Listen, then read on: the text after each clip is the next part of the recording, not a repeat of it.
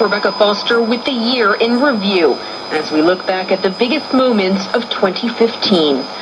The year was full of upheaval in many places, with extremist militant groups causing fear, possibly none more so than the so-called Islamic State.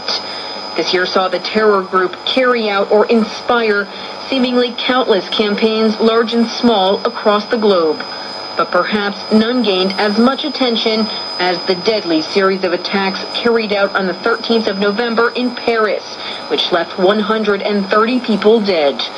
Gunmen and bombers opened fire at a music hall, a sports stadium, and a number of cafes. French President François Hollande vowed to bring the perpetrators to justice, a sentiment echoed by U.S. President Barack Obama and other world leaders whose countries are participating in a coalition to defeat ISIS.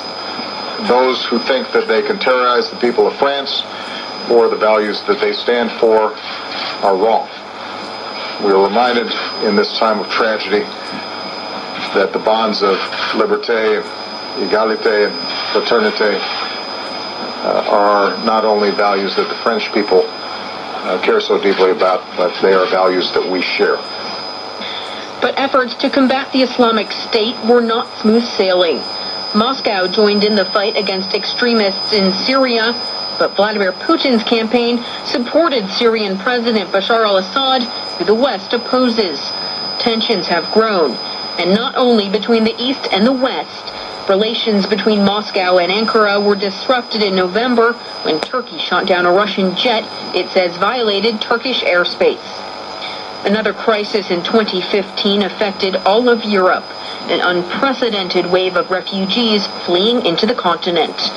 Roughly 1 million people traveled to Europe over the last 12 months, and the wave of asylum seekers has thrown European solidarity into question, with many Eastern EU member states saying the border should be closed.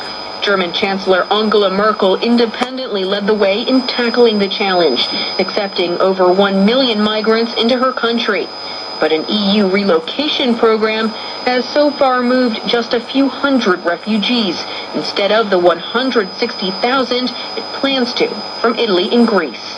EU Foreign Policy Chief Federica Mogherini says action is needed. I felt it was our moral duty to concentrate also on our responsibility as Europeans to prevent this kind of tragedies to happen again and again. The EU will continue to tackle this crisis in the new year. From bureaus worldwide, this is FSN. In the U.S., the presidential race